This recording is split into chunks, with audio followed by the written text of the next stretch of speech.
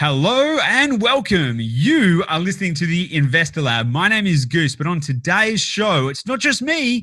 I am joined by an amazing woman, an amazing individual. Her name is Laura DiBenedetto. Now, not only is she a renowned TEDx speaker, she's a life mastery coach. She's also an extremely successful entrepreneur that managed to start building a business at 19, sell it, and not even sell it, retire from it at 37 whilst maintaining the income, which is pretty awesome. But more so, what we're actually talking about on this episode is something that she has not only discovered, but compiled and written an amazing best-selling book about called The 6 Habits. The 6 Habits are probably what Laura is best known for, and this is the work that is inspiring her mission to change 1 billion lives around the world. That's right, with a B, 1 billion. So with a vision that big, you know that the content is going to be good, and it really, really is. We could have literally talked for hours on this episode. Now, the reason that I wanted to have Laura on this show is because I believe that the key to getting success in life is to firstly understand how to navigate your own mindset, and secondly, to reposition yourself to understand what success is for you. Now, this whole episode helps to define the characteristics around how to live a more happy and more successful and more enriched and more fulfilled life. And that is simply done by mastering six key habits. Those habits, and we go into them on the episode, those habits are things like kindness, acceptance, gratitude, presence, goodness, and intention. But obviously, those 6 words don't do it justice. So to understand a little bit more about how this all works together and how the impact it can have on you, you've got to listen to the episode. Not only that, as I mentioned, Laura has written a book about this. The book is called The 6 Habits. Now, if you want to get a link to Laura's website, just check out the show notes, do that. Now, this episode is super impactful. It really doesn't matter whether you are an investor, not an investor, business owner, not business owner, whether you've got a lot of money or not a lot of money. This information and this wisdom transcends all of that kind of stuff. So I know that it's going to be impactful for you. And in fact, I'd even say if you don't think it's impactful, go and listen to it again, because I think you've missed something. There's a lot of dynamite in there. There is a depth in the simplicity of this that I think it's overlooked because it's not some shiny new big object. It's like, let's talk about the things that matter to define a way to be happier and live a more fulfilled life, which at the end of the day, that's what this show is all about. This show, The Investor Lab, is really about helping people to achieve greater levels of fulfillment. We say freedom, choice, and abundance, but ultimately it's fulfillment. It's reaching your greatest potential and living your happiest life. That's what this is all about. So without further ado, I want to get stuck into the episode. But before I do, the only thing that matters to me is if you help us to help grow this podcast, because it means something to you. So if you found this episode to be impactful in some way, please share it with somebody else. Also, if you don't mind, I would love it if you could jump onto Apple and subscribe.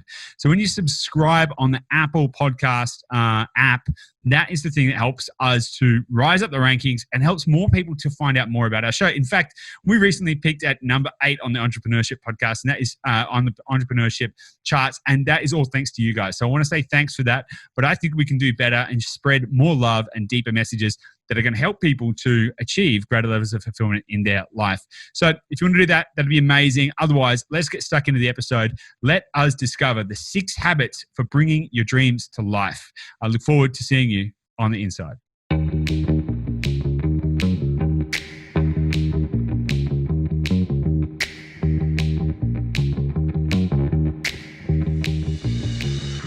Hey guys, welcome back to the Investor Lab. Joining me today is a very special guest. She's a TEDx speaker. She's a best-selling author. She's a successful entrepreneur, life mastery coach, and a whole bunch of other really amazing stuff. It is an absolute pleasure and a genuine honor to be welcoming to the show Laura DiBenedetto. How are you? Really awesome. Thank you for that powerful intro. I love it. Well, it's fantastic to have you on the show. I've been checking out a lot of the stuff you've been doing, and you've obviously achieved quite a lot. And what I really love about what you've been doing is you've sort of traversed the pathway of business and found success, and now you're actually looking at sort of some deeper aspects of life and how you can have more impact, right? Yeah. It's amazing how the journey of entrepreneurship always starts out from a really egocentric place for like all of us. It's like, I want to do this and I want to have that and I and money. And then you get there and it kind of feels a little different than you thought it would. And for me, it's like, oh, life is actually a bit different than I thought it was, and how wonderful. So now I get to focus on things that have so much more substance and purpose. Awesome. Awesome. Okay. So I know a little bit about who you are. I've been checking out your stuff, but we've got to assume that pretty much anyone here in Australia, because you're in Hawaii, right? I am. Yeah. Oh, man. Sounds so good. I've always wanted to go there. But I'm going to assume and someday when the world isn't closed for business, you will. Absolutely, absolutely. You know what? Funny little side note. So recently, me and my partner Gabby, we were staring at some yachts on the water near where we live, and we're like, oh, we're gonna go buy a yacht. Yeah, that's what we started like vision boarding, sort of our thing. And I actually planned the sailing route around the world to go via Hawaii, but we'll come back to that. Look, I want to take a little step back though, because I'm assuming that most people who are listening to this podcast may not know who you are. Maybe never heard of you. They don't understand what you're all about. So why don't you give us a little bit of context around who you are, why you're here, what you're doing, and kind of, and then we can kind of dig into a little bit of your backstory and go from there. How's that? Yeah, sure. So the thing that I am known for at this point is all of my work to do with the 6 habits. I'm known for that. And the reason why I'm known for that is because I went on this massive journey of start a business at 19, decide to be rich, decide to do all the things and have all the toys, got to the finish line, retired at 37, should have felt like a badass, did not feel like a badass. I actually felt quite broken, was stressed out, bleeding inside, and my new marriage was already falling apart because I was being an epic bitch that nobody wanted to be around. So I needed to figure out what happiness really was for myself. And I found so much for me. I changed so much as a person, finally got to be the person I always wanted to be proud of. And now I am. I found all this great stuff, and my journey of self quickly became a journey of others and wanting to give. And it's like, oh my, okay, this is it. This is the thing. And it's so easy, and it's right under our noses, and I missed it for years, and I am here to help people not miss it. That's my purpose. That's awesome. Okay, so I want to dig into the 6 habits in a minute, because obviously that's a big thing, and that's kind of part of the reason I wanted to have you on this show, because I want to talk about those 6 habits and how to, like, what they are and how to put them in there. Hell yeah, let's do it. But first, tell me a little bit about that journey, that 19 to 37. Tell me a little bit about that. It sounded like it was full of. Well, tell me a little bit about the story. Like, what were you doing? Tell me, the journey that was, sure, and all that kind of stuff.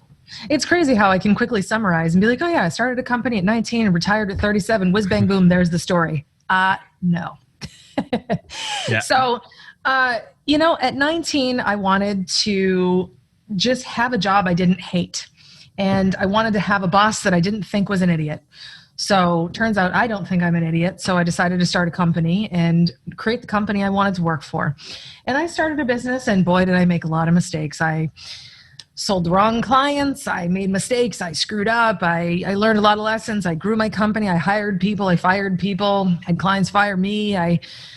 If you can think of a mistake, I made it. And I did a lot over those years and made a lot of money, lost a lot of money. Can I just jump in there? I just want to ask something, right? So as a business owner myself, who has also been in business for a long time and has also made a lot of mistakes, does it get any easier? Like, do you stop making mistakes? Is there like a point where it's like, hey, you make mistakes for like 5 years, right? And then you've kind of made the mistakes and now it's all cool? Or like, is there a point where you're like, okay, so I sold the wrong people, don't do that. Okay, I got fired by clients. Okay, how do I not get fired by clients? Like, is there a point where you're like, okay, all right, I've got this now, and then it just becomes the easy back half, or no?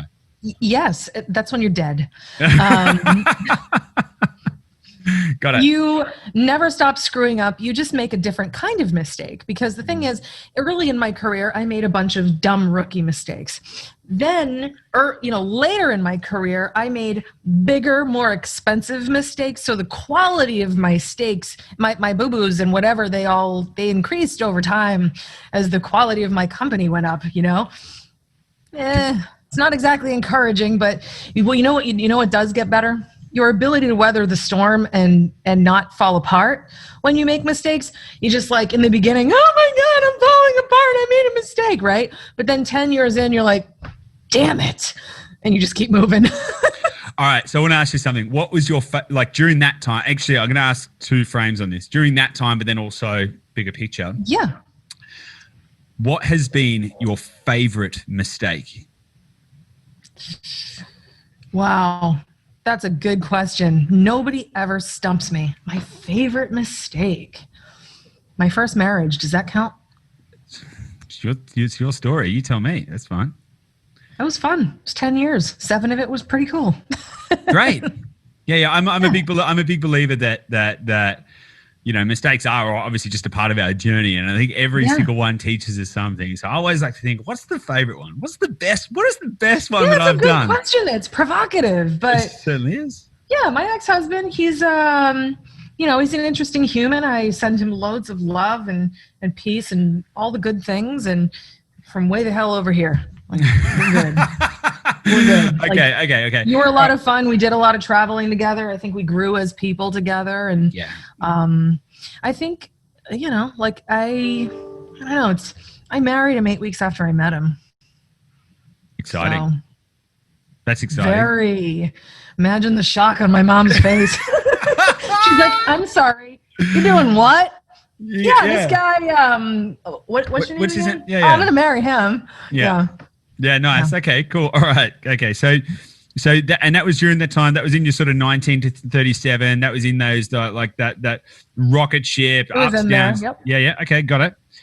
So, and as you pointed out, there's obviously in every journey, it doesn't matter whether you're in business or not, there's going to be mistakes and there's going to be ups and downs and all that kind of stuff along the way. I think what happens in entrepreneurship though is you just put a big magnifying glass on it. Like the highs are higher and the lows are potentially a little lower and stuff like that. Legit. What enabled you to retire? I say with inverted commas. What allowed you to retire at 37? I say the reason I say inverted commas is because you don't seem like you're like just sitting in a old person's home playing golf. I mean, like, what allowed you to step away from your business at 37? Well, I decided I did not want to sit around counting my liver spots. So you're right. That is not my version of retirement.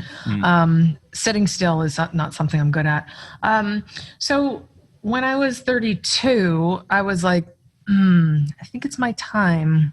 Not quite today, but in the near future. And I don't know what that looks like. And I started looking at a bunch of different exit strategies. Do I sell it? Do I just blow it up? Do I set it on fire? Do I, sell to a huge company and retain a portion of equity? What do I do? And I decided to actually bring on a minority partner that would run the company for me.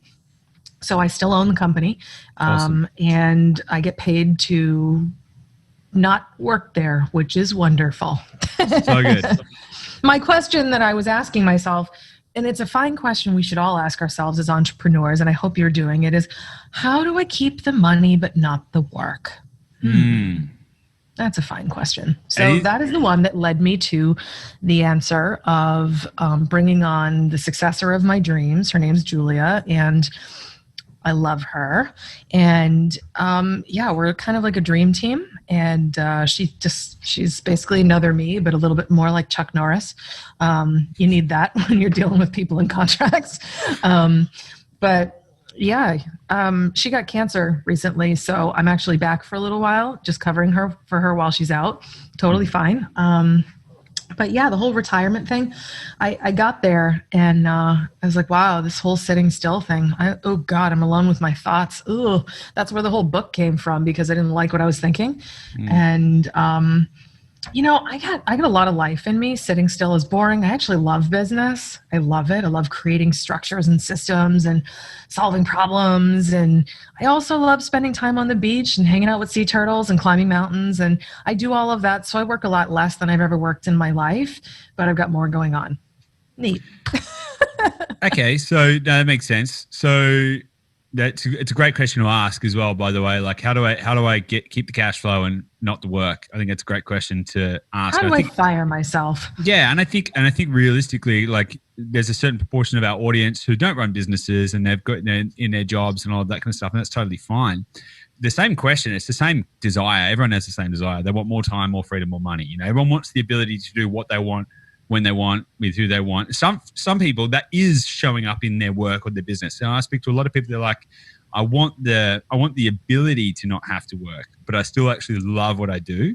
And that's great, right? So it's not always about just like sitting on the beach and stuff like that. But I do think that if you can create those opportunities for yourself, that's super important. Yeah, it's the freedom to punch out if you want to. Yeah.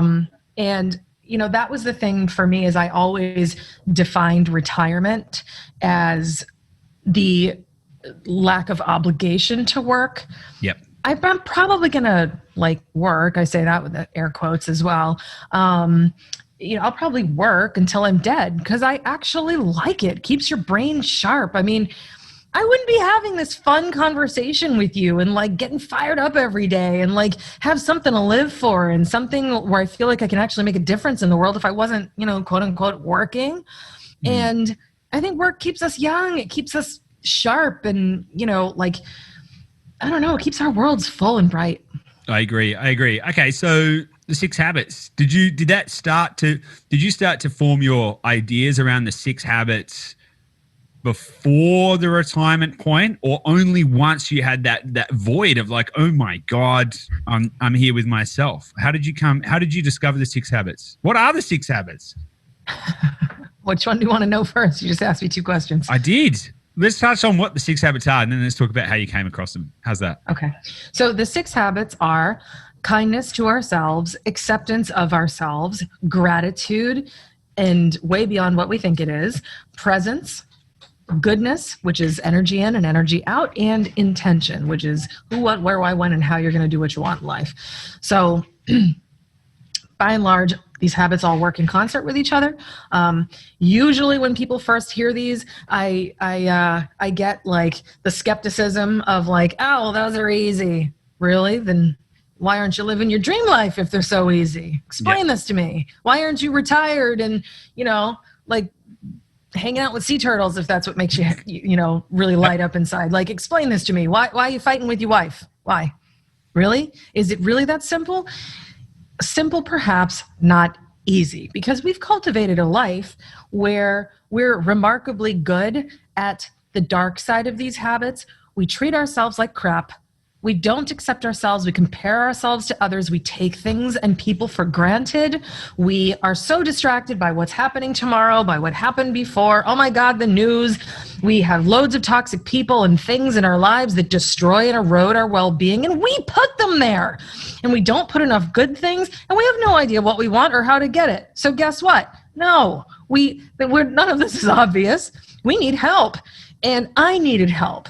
And the beginning of all the research stuff, it all began with, what do the happiest among us have in common?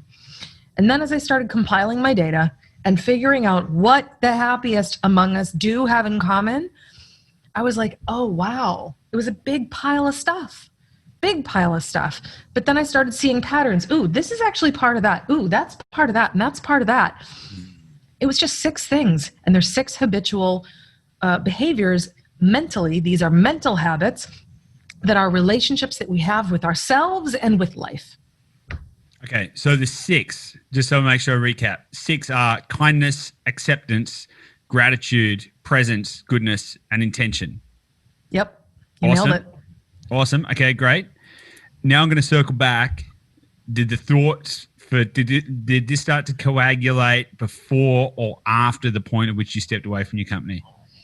Well, so I retired the day before my 38th birthday, so I was still technically 37. Awesome. And for the entire year of 37, I was actually really burnt out. So I kept saying to Julia, I'm running on fumes here. I'm skidding to the finish line on my face. I've got really nothing left. So I didn't work much that last year. I was kind of semi-retired anyway. And then, I would say I was working 10, 15 hours a week max, sometimes not at all. But then in August of 2018, I took 3 weeks to do absolutely nothing. And I had a beautiful home in the Northeast United States, lovely pool, the whole thing. It's like there's an American holiday called Labor Day, which is in September, and everybody's like, oh my God, fall is coming. Abort, we need to have the last throw of summer. So nobody works. So I was just like, whatever. So I took the last couple weeks off, and I was left with all my crappy thoughts. Just I was fighting with my new husband. I was not getting along with my parents. I felt like crap. I felt like a loser. I felt like I hadn't accomplished enough. I felt like I hadn't achieved enough. I felt like I hadn't won enough awards. I felt like I wasn't rich enough, pretty enough, thin enough, anything enough, fill in the blank. And I just felt like absolute shit. So I took some time to just sit in that terrible feeling and just being like, what is this? I stared at the wall for a couple of days straight. I'm not going to lie. Yep. But I'm so glad that I did. And I felt like I kind of hit like an emotional rock bottom. I was just like, what is so wrong? Like, I felt like I've checked all the boxes. I made the money. I had the beautiful home. I had a husband I loved. I, looked pretty good, blah, blah, blah. Like, I had all the stuff on paper that should arguably create a good life, but why was I still so miserable? Notable question. So I started digging in. Why am I miserable? Well, I'm not happy.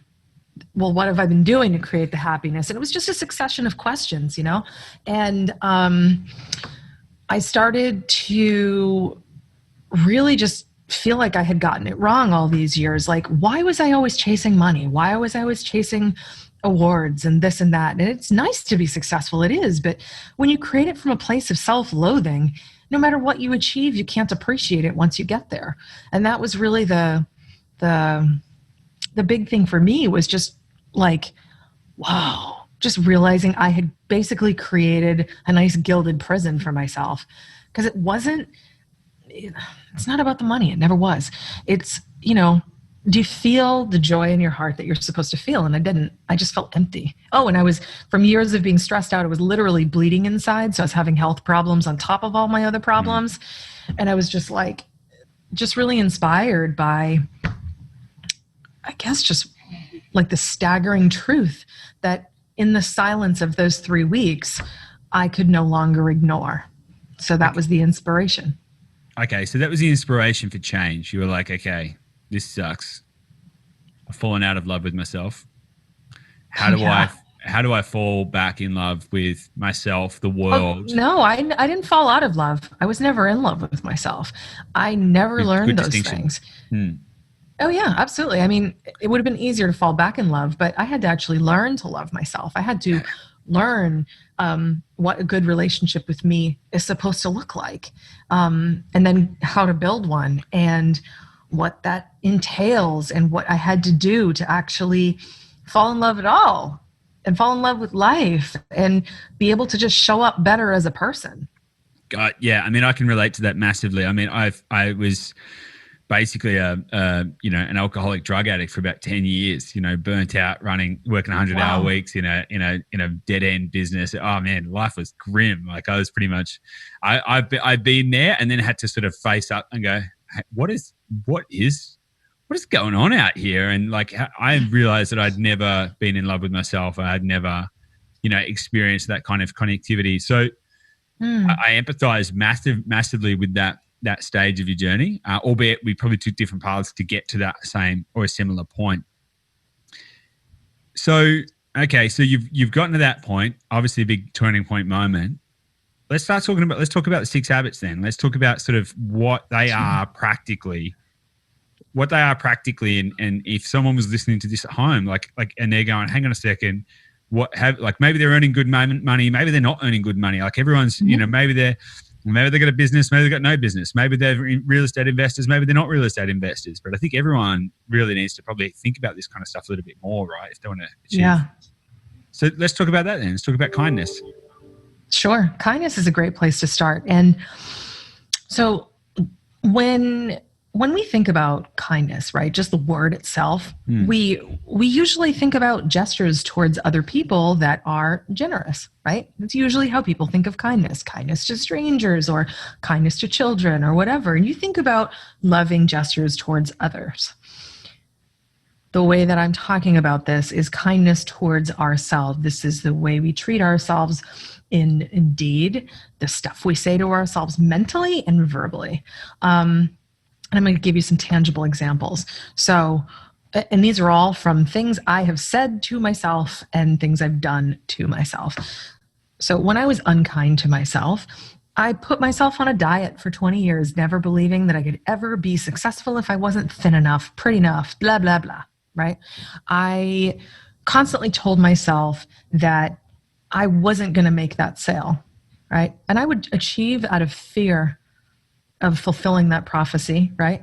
And I would tell myself that I wasn't smart enough. I would tell myself that oh God, I don't think I can do this, or you're such a loser. They're not going to want to buy from you. They're going to want to buy from that guy that's more successful than you. Why are you even going for that? Like, you can't sell your company and retire. You can't do these things. Who the hell do you think you are? I would constantly tell myself this stuff. And many of us have these terrible toxic thoughts in our heads. And you know what this is? This is the voice of the mean bully that's in our heads, right? And it's there for all of us. Totally. Retrospectively, we can all see that. Yes, Going back when you were in that moment, you obviously did sell your company. You obviously did make sales because you obviously grew the bit. How in the moment, without the benefit of foresight or hindsight, without being able to look at it retrospectively, how did you overcome that in those moments? How did you get through those? Well, in a lot of those moments, I told you I achieved a lot because I hated myself. The thing is, a lot of negative reinforcement can spur you forward, but you basically sacrifice yourself along the way. And sure, you achieve, but at what cost? When you get there, it doesn't matter because it's joyless, right? So yes, I did all these things. Yes, I made the sales. Yes, I made the money. Yes, I, went after stuff, and I did it because I was too afraid not to, right? But when I changed my narrative in my head from the mean bully to the nurturing parent, then I would say things differently to myself. And now who I am today in September 2020, nearly 2 years later, now I'm a different person, especially now that I've had to step back into the company I retired from to cover for Julia. I show up differently. Now it's like, oh God, I have to, I got to navigate my company in the middle of an international pandemic. I can do this. I've dealt with worse. Oh, you know what? I can't make sales in the middle of a pandemic. Bullshit. Yes, you can. I'm going to go out there and do it. And I'm going to find a way because I've always found a way. Wow, I gained 10 pounds quarantine weight. Doesn't matter. Still worthy of love, and you're still beautiful. Just, more curves. It's all good. So I speak to myself in a more loving way, and I catch myself. That's the pivotal difference. Is the negative thoughts, by the way, they've largely gone away. But sometimes I hear them again, like the pandemic. Yeah, that's kind of new. I wasn't expecting that. So I really wasn't prepared mentally to be like, oh, I can face a pandemic. I'm fine. I'll be kind to myself. No, I wasn't. Like, that came up, and I had a lot of the old self-doubts of like, oh my God, can I do this? Can I navigate this company? Can I run a company that I retired from? And can I do this when I'm already busy with something else? And it was really like, recognize, hear the destructive thoughts, give myself instantaneous instructive thoughts of like, oh, no. You are not going to lead this company through the biggest crisis it's ever faced with a crappy attitude. About face, madam. Okay. And then you redirect to the constructive, which is, I got this. So how do you do that though? Because everyone has negative self-talk. I mean, like me personally, yesterday, like we just had like one of the best weeks that we've had for, some time. And then yesterday I was like, you're a failure. Like how do you overcome that self-talk? And I want to try and get this tied to kindness. I do want to get through all the 6 habits, but how do you actually practically do that? Because everyone has negative self-talk. Well, what is a habit? I'll ask you that. What is a habit? A habit is a system of activities that you conduct regularly enough that you start to do them on autopilot.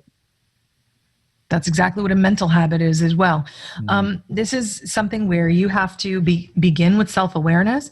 You heard yourself speaking like crap to yourself. That's the first step. You can't solve a problem you don't acknowledge. It's kind of like the first rule of AA. You have to admit you have a problem, right?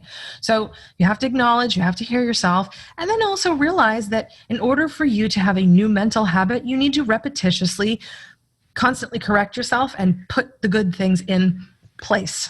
That's it. It's pretty simple. It's so hard to do, but this is the work we are called to do. We all are designed and built as humans with all of these 6 habits fully intact, and I can prove it. It's through growing up, making our parents happy, making our teachers proud of us, being good little doobies when we want to make our clients happy, that we actually lose our ability to honor ourselves first and lose our ability to see that it's even a noble or worthy pursuit to pay attention to ourselves first. Nice. I like that. I like that. Okay. So kindness basically is being kind to yourself, not just kind to others, kind to yourself, and readjusting your thoughts around treating you. I heard you say like be the parent to yourself and treat yourself with with that level a nurturing parent. I mean, a nurturing parent will say things like, you're good enough. You're smart enough. I believe in you. You can do this. Of course you are. Oh, you failed? It's okay. You learn. Get back up. That's what a nurturing parent says. And we need to be our own nurturing parent. It's a really good mental kind of model. Like when you're talking to yourself, like when you're talking to yourself down, you're like, oh my God, I suck. And it's like, hang on, if this was a small child standing in front of me, what would I say? Exactly. Okay. Awesome. All right. What about acceptance? So acceptance is unconditional self-love. And it's hard for us to do that because we are, conditioned through things like Hollywood, covers of magazines, through Instagram, and all these other wonderful things that we seem to like, to constantly compare ourselves to others, never feel like enough. And honestly, I say this as the CEO of a marketing company. Marketers and, product manufacturers make money on you when you feel like crap. Because then there's a problem to solve. If there's no problem to solve, they can't sell you anything. If you truly love yourself, you realize you actually don't need a Rolex because you're pretty awesome without one. And you don't need that to show off how great you are to someone else because you see your value. And that's the only person whose opinion matters. So we all compare ourselves with other people, though. I do it all the time. I had to stop using social media pretty much completely recently. Because toxic, isn't it? Yeah, not because I don't like the people on there. And in fact, the people... Same. Yeah, and it's like, I'm in mastermind groups of other people and I was like, I actually had to start tuning out because I was like, comparison game was killing me. How do you overcome that kind of... How do you get past the comparison? It's easy. Like, let's just bring this back to property investors. It's easy for someone who's just starting on their property investing journey, who maybe doesn't even have their first property. Maybe they're just saving up and they're like just getting started, and then they see somebody else who's got this big portfolio and they're super successful, and it's easy that's maybe younger than them or something like that, and right. They instantly feel, oh my God, I've wasted my life. Why aren't I better? Why aren't I more? Like, how do you overcome that kind of comparison? When you learn to love yourself, this is acceptance of who you are, right? It's, I love me the way I am, and I am great, and they're great too, and I don't need to be them. I'm worthy of love now. And, I don't want to give away the entire innards of the book because then no one will read it. But I will tell you this much. You can learn acceptance, but the goal is to truly love yourself. You could be 10 pounds overweight or 10 stone overweight. You could be $50,000 in debt. You could be, alcoholic. You could be a lot of things. And the thing is, if you actually love yourself, you find that a lot of that stuff doesn't matter. The things you want change. And you find that you need to soothe a lot less pain because a lot of the pain that we're in stems from not loving ourselves. Got it. Okay. Got it. Nice. Okay. So we've covered kindness and acceptance. They're two big ones. Mm-hmm. Gratitude. Gratitude is something I'm mad keen on it because it's something that I personally think once you can start practicing gratitude. And again, I say practice gratitude, which I just caught myself there. Now I was like, well, we started like, how do these become habits? Okay, you got to put systems in place. You got to practice them, all right? You got to practice. Yeah, you do. You have to practice all the habits. Listen, it took me like 6 months to acquire the habit of flossing. It's started consciously, and now my dentist is thanking me for my unconscious habit. Now I floss constantly because it's just part of what I do. Part of your system, right? And we have to get to that point, right? And gratitude, yes, it does begin as a practice, but all of the 6 habits, particularly gratitude, are lifestyles, right? You look at something terrible. Can you see what's right about it? Can you see what's good about it? Can you find the lessons? Can you find the hidden beauty in a situation? Can you find the magic in a situation? Like, I love that there is this wonderful trend of people writing down 10 little things that they're grateful for before they go to bed. Keep doing that, but that's just the beginning. Most people just write down like 10 things that are going right. We need to be looking at other areas. start with the things that are not going right. What can you be grateful for in that? Because the whole point of the gratitude lifestyle is it becomes a lens through which you view everything in life. It's not glass half full, glass half empty. It's glass runneth over. Yeah, I couldn't agree more. I tend to look at the challenges that may come across my table and then and then think about why it's a great thing. Like, and now I get to experience this, or now I get to overcome this, and what an amazing opportunity. All right, cool.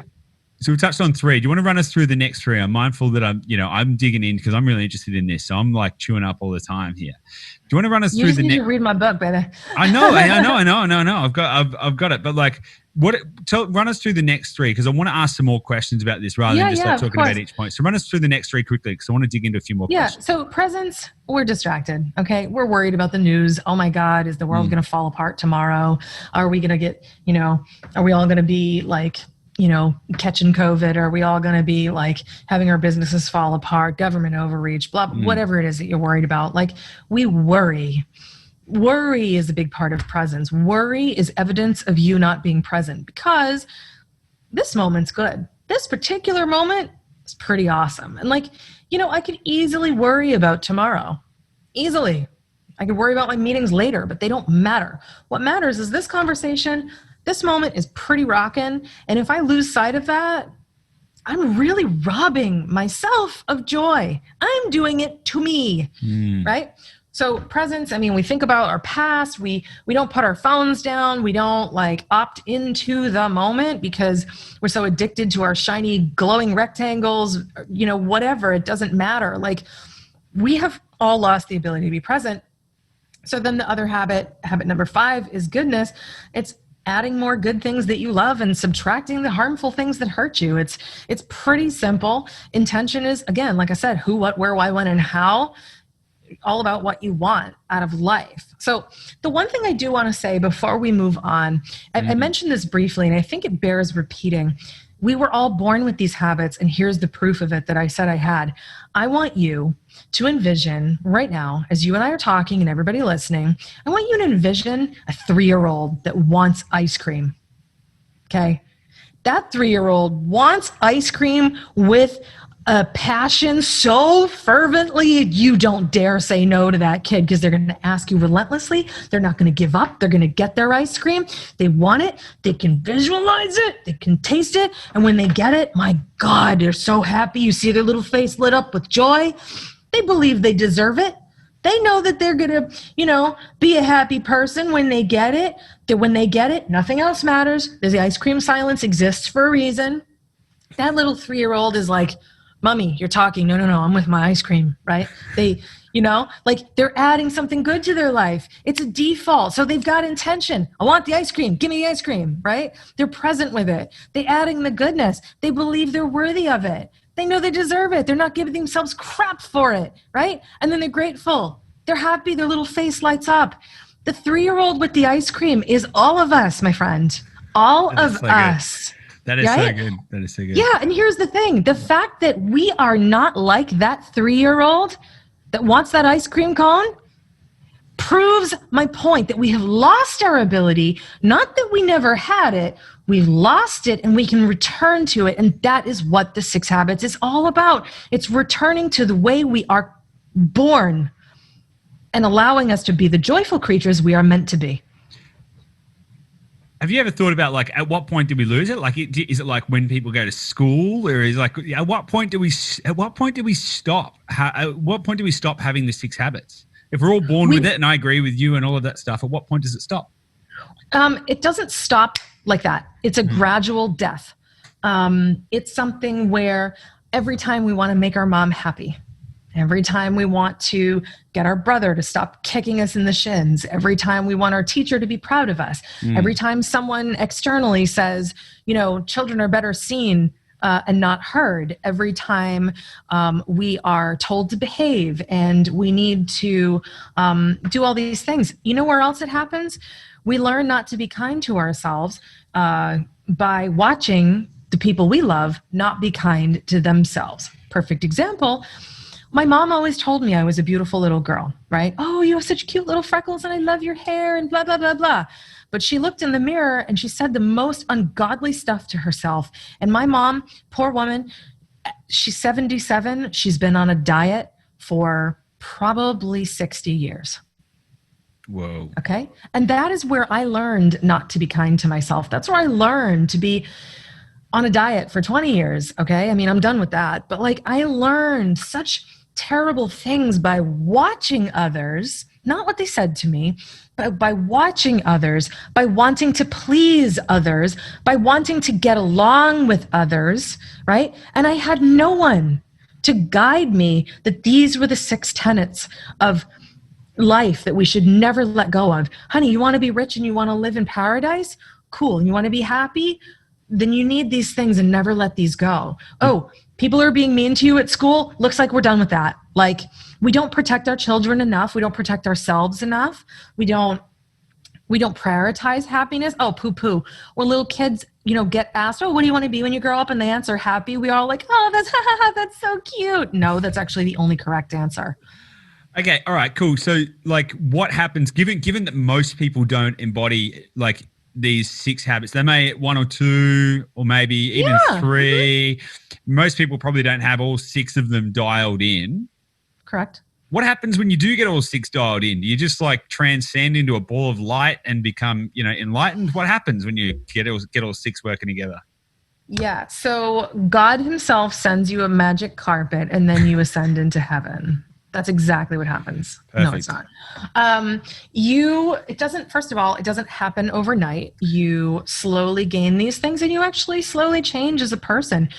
You start calming down. Your anxiety starts to go away. Your relationships gradually get better. Your sex life gets better. Your willingness to take on risk gets better. You become more patient. You become more kind to others. You become more generous with others. You just become the person that is most like the you that you always wanted to be. I'll actually give a wonderful example of my husband. So my husband, not the type of person that's like, oh, yay, hippy dippy, fluffy stuff. He doesn't care about this stuff at all. But he's my husband. He learned the 6 habits, like it or not. And I needed a guinea pig, okay? So he did all this with me. And even though he hasn't achieved mastery of these habits, he has gotten far enough where he's finally the man he's the most proud of he's ever been in his whole life.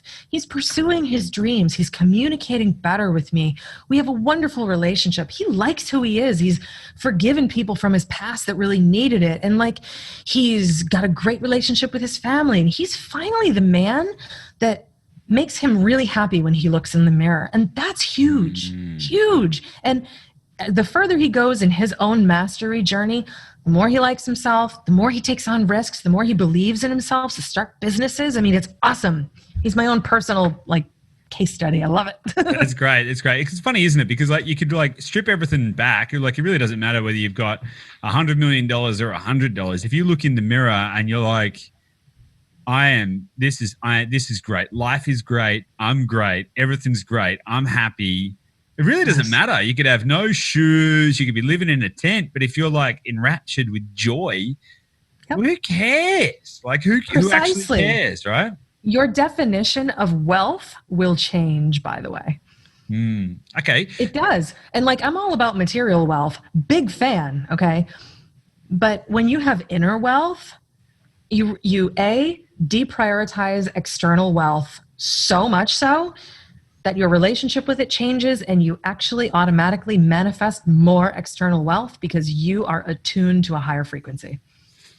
So the key to getting more money is to not focus on the money? It's to focus on your internal wealth. So having now been through this journey then, having been through the journey of business, gotten a degree of success in that, and then found that wasn't the success that you were looking for, and then you've gone inside rather than looking outside, and you've now transcended to another level of success. How do you define success now? How do you personally define success for you? I like being happy. That's it. Am I a happy person that I'm proud to be? And I am. I love who I am. I love how I show up in the world. I love who I've become and what I care about now. And, my resume no longer matters, although it's pretty impressive. It's nice. I don't derive my self-worth from it. I used to at one point, but I derive my self-worth from everything that's inside of me because it's an unlimited resource. Your resume, I don't care how great it is, it's finite. It is. I think for some people, success will be, I will know I'm successful when I move to the place of my dreams or whatever. Actually, for me, was, am I the person that has the courage to follow my dreams? Am I successful by moving there or just having the courage to do it? And, it's who I am. Like, success is, God, our parents mean well when they teach us that success is all about money and accolades and accomplishment. They mean well and they want the best for us. But success, to me, it's an inside job. If you're successful in your heart, I don't care if you've got tissue boxes for shoes. If you feel in your heart happy, joyful, complete, you like who you are, and you're a happy human, you are successful as a human. You want to be successful in life and successful in business. Those are different things. But, successful as a person, yeah, it's internal. So what do you actually want to be remembered for most? Like, big question is, do you want to be remembered? And if so, what for? I actually don't care if I'm remembered. It's not relevant to me. What is relevant to me is I want to leave a legacy on this planet. And within 2 generations, I want to see this world a better place. Because as you said, some of us are actually good at some of these habits now. We are all good at 1 or 2 of them when we start, and probably terrible at a couple others. We all have our own individual habit mastery blueprint, okay? And if we all collectively work on our ability to master these habits and return to our natural state of being, we will teach our children and raise our children better. And when we show them how we treat ourselves, they will learn by watching. And we will treat others better, and they'll see that too. And then within 2 generations, if I can be successful in my mission to impact 1 billion lives with the 6 habits, whether or not I'm the face of it, it doesn't matter. Yep. Other people can do this. We can literally change this world. So by the time I'm taking my very last breath, this world will be happier, more peaceful. You'll see less crime, less addiction problems, because people will stop feeling so incomplete. They'll feel safe. They'll feel good. They'll feel loved and whole and happy. And we'll have a different breed of human beings running around. I love that. That's probably a good, that is a really powerful mission, and one that I genuinely hope comes to fruition. It's probably a good point to wrap it up on. But this has been a really fascinating conversation. I think it's got far-reaching benefits for pretty much anyone. Like, I don't think that this is one of those conversations and frameworks that can be applied to anyone in any situation, in any walk of life. And that's any why, human. Yeah, that's kind of why I wanted to get you on here, because I can see so much benefit to so many people that I know, and I know so many different people in different walks of life. And I'm like, oh man, this would be great. So the natural question is then, where should people go to buy your book? Because I'll put a link in the show notes. Should I just send them to Amazon? Is that where they should go? Or if people want to get to know you a little bit better, where should they go? How can people get in touch? So the easiest place to find me and all things 6 Habits related is at the6habits.com, THESIX habits.com. Mm-hmm. If you go there, you can buy the book. If you're in the United States, I can actually ship you an autographed copy myself. But if you're elsewhere, you probably should go through Amazon. If you want the audio book, that's actually on the6habits.com and nowhere else. Right. It's my melodious voice. So if you enjoy my voice, you should probably pick it up. If you don't, definitely don't pick it up. But if you want to find out about like social media, my TED Talk, any of those things, that's all there. And my marketing company is linked through there as well. Wonderful. Fantastic. Is there any final message that you want to share with the people that are listening to this that help them, change something in their life right now? Absolutely. Thank you for inviting me to do that. Here's the thing I want people to take away from this. It's worth it. Okay. and you need to do the work. You can read my book, and I really hope you do. It's going to be, the book itself will not change your life. It will invite you to change your life, because knowing something and applying that knowing are two different things. It's like the fruit salad analogy. Knowing a tomato is a fruit and applying that wisdom so you don't stick it in a fruit salad is the difference. So no, tomatoes don't go in fruit salad. Yuck, right? But that wisdom, that knowing, that application of the wisdom. I mean, you and I could talk all day and it wouldn't matter. You have to take this knowledge and do something with it. Learn about the tools. When you get the book, it comes with a ton of free workbooks and exercises, so you can actually start to apply and learn the behaviors and actually develop the habits. Definitely do that. But like, the key takeaway, do the work, and please, for the love of God, believe that you are worthy of it, because the person you will be a year, 2 years from now is begging you to do this work, begging you from a place of self-love, not self-loathing. You should do this because you love yourself, not because you don't feel like you're good enough. Awesome. Thanks so much for that. This is definitely going to be an episode that I'm going to go back and listen to. I don't listen to back to many episodes of the podcast because, of course, I talk on them. So why would I do that? I'm personally going to be going back and listening back through this episode because there's a lot of gold nuggets in here. So I just want to say, from our side, and on behalf of our growing audience, I really want to just say thanks, because it's been a super impactful and very deeply insightful conversation. Truly a pleasure. I appreciate your questions and the willingness to have a deep conversation. These are the ones that move mountains. Absolutely. Awesome. Thanks for your time. And guys, if you have enjoyed this, make sure you subscribe and share this with somebody else. Find somebody else who is going to benefit from this information as well, and share this with them and help them to unlock some change in their life as well. Thanks again, Laura. I'll see you soon.